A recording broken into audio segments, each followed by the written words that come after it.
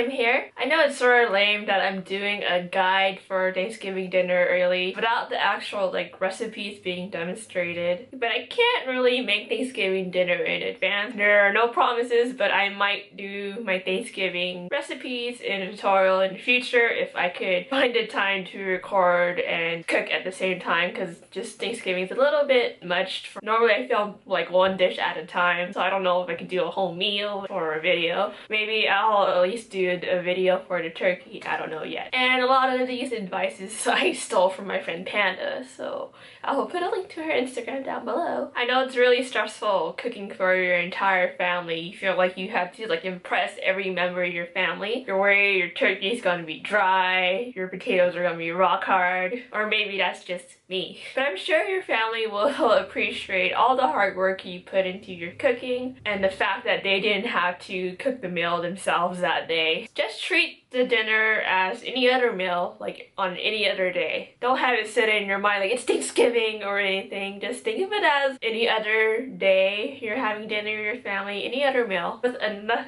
planning and prep work and carefully selecting the recipes and choosing the simple recipes, not like instant mashed potatoes or anything and just add water. Nothing wrong with that, but simple recipes that doesn't require you to spend 6 hours simmering it or something. I found that preparing everything in advance and just prepping my vegetables, getting everything together, my ingredients measured, and making day-ahead recipes, and recipes that just don't mind being in the refrigerator for next day, like mashed potatoes. Thanksgiving is actually kind of stress-free because all you had to do really is heat everything up in the oven and just time it really. I think most of the things I made were from scratch. There wasn't anything instant. I feel like my sincerity in my cooking really showed, and all my family members raved about my recipes, and they all asked to take stuff home. They would ask for the recipe for every single dish. I'm not saying I'm the best cook or anything. I think my specialty is more in baking, and not even sometimes, but as long as you plan ahead, prep, and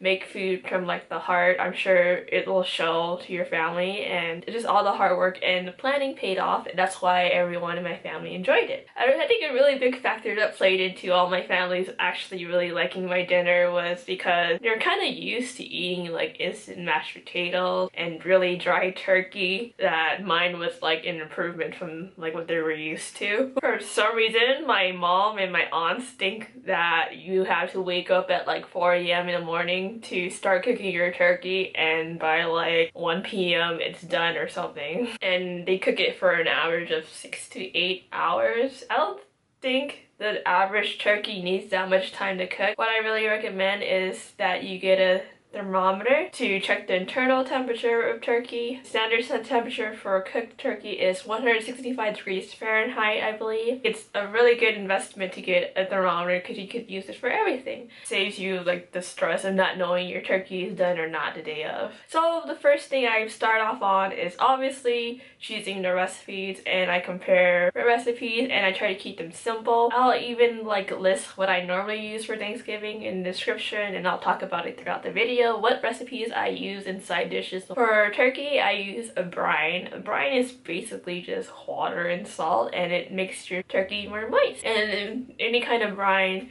makes meat more yummier. Usually people only brine for a day, but I like to brine more than 2 days at least, 2 to 4 days.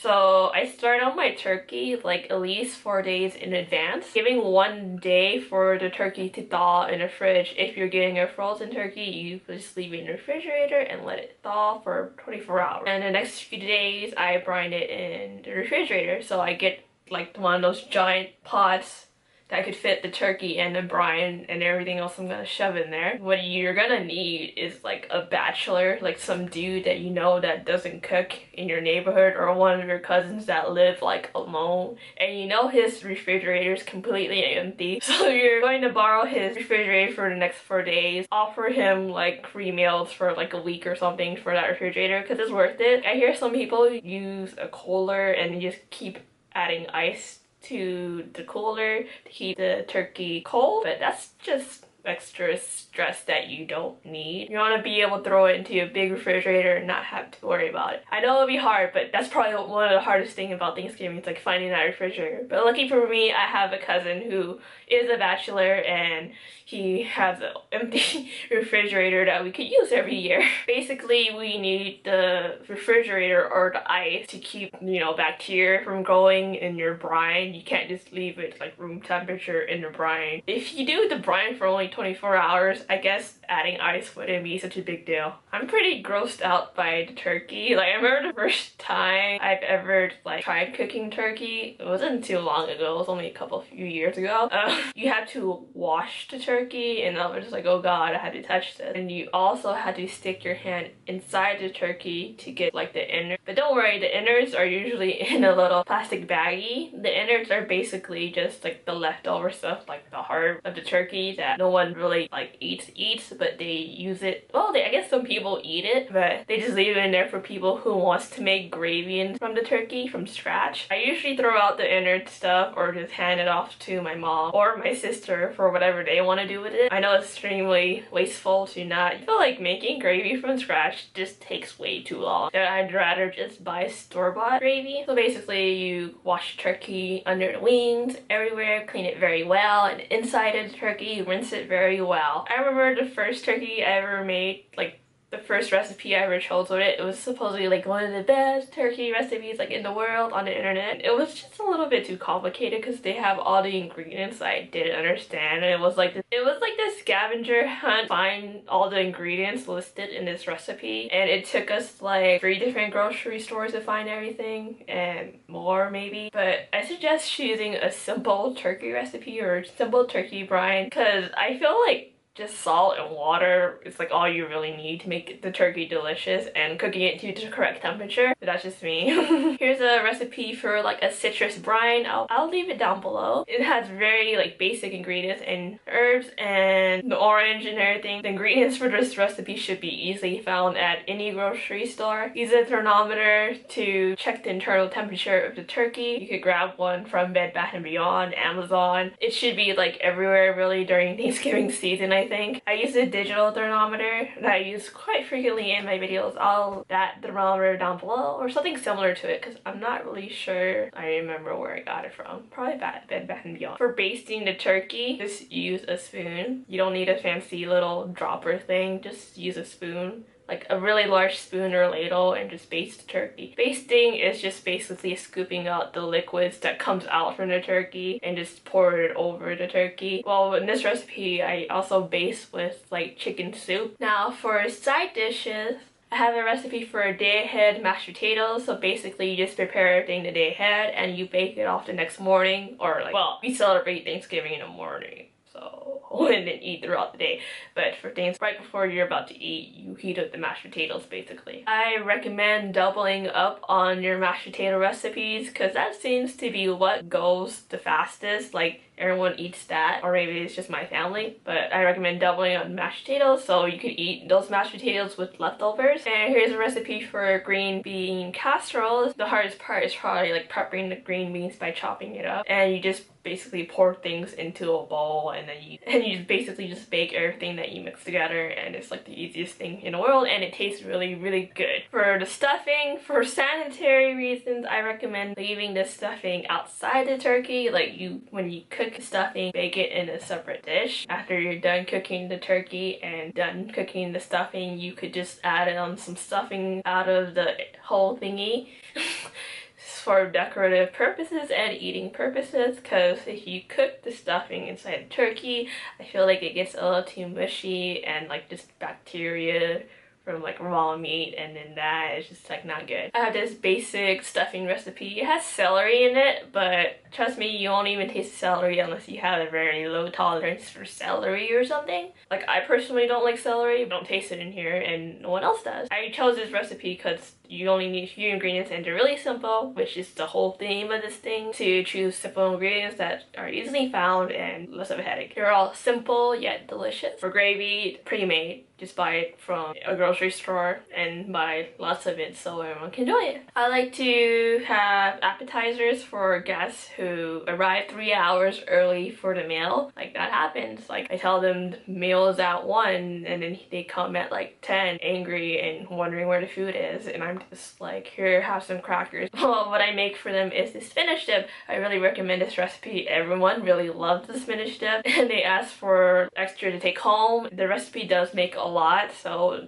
they could take it home, and a lot of them ask for the recipe too. Serve it along the side of your favorite crackers, vegetables if you're into that, and anything you want to dip it into. If you feel like you need dinner rolls thrown into all this, I don't really have a recommendation for a dinner roll because I hadn't found one that was like simple enough to go with everything, because all the recipes I've been using for this dinner is like simple and you could put it together under maybe 3 minutes maybe. And I feel like bread takes a lot of time. Usually I just use like the ones that comes in the can, the biscuits. I noticed that no one touches that at all when compared to all the other yummy stuff I made. It's like really obvious, like no one touches like the instant stuff compared to like from scratch stuff I made. I feel like bread takes a lot of time to rise and bake and everything, so I don't have a recipe for that yet.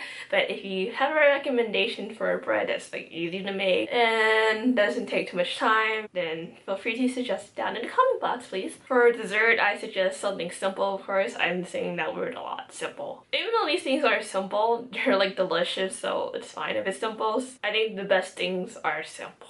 You can bake something like a mini pumpkin pie. I actually have the tutorial for that if you'd just like to see. Basically, it's just mixing together the pumpkin mix and pouring it into a pre-made pie crust and baking it out. And you could also make the pie mix like a day in advance or two, and it'll be fine in the refrigerator, and you just pour it into your pre-made crust. I prefer pre-made crust. If you want to go crazy like I did one year and make croquembouche, which is a cream buttery with caramel string, go for it. I felt like it didn't give me enough time to focus on the other recipes when I did the cream puff tree. It was a nice little decorative piece and edible piece, and no one really wanted to eat it because it was too nice, but in the end of the day they ate it all up. I think that one year I made croquembouche, milk pudding, and pumpkin pie along with the rest of my Thanksgiving dinner. If you guys need any more tips or have any questions on Thanksgiving planning, dinner, recipes, let me know down in the comment box. I'll try to answer this. I'm not really like a pro Thanksgiving bake maker, cook person. I'll give you any advice I can. Just remember, Thanksgiving is about spending time with your family and meeting like relatives that you don't really get to see in like a long time. Like my sisters, I rarely get to see them because they all live like out of state and like 6 hours away and stuff. Like, so this is like the only time we have to like really eat together and spend time together, and I think that's what's more what it's about. Remember to take a deep breath and know it's just any dinner. Even if something doesn't taste right, it'll be okay. You just throw it back in the oven. I think people would even have a great time even if you got them pizza. And if cooking is just too much work, just buy pre-made turkeys that grocery stores and restaurants are doing, and just have them like send it your way or go pick it up and bring it to your house and put it in nice plates and say you made it yourself. And just enjoy all the cooking and planning and just focus on all the fun aspects of Thanksgiving. I'm really thankful for my family, friends, boyfriend, and all the people in my life. Also, I'm very grateful for you guys for watching my videos, and guess what? I hit like 15,000-ish subscribers, and we're very close to nearing 3 million views. I have about 2.9 right now, I think, and that's pretty exciting. And I wanted to thank all of you for your support, and your comments makes my day. Like, I read them. I know like lately I'm not really responding to them because I'm just lazy, but just know if you have any questions, those are my high priority comments and I'll get to those eventually. Thank you for watching my video. Have a nice Thanksgiving and fall and holidays, and try to enjoy the time you have with your family, and bye!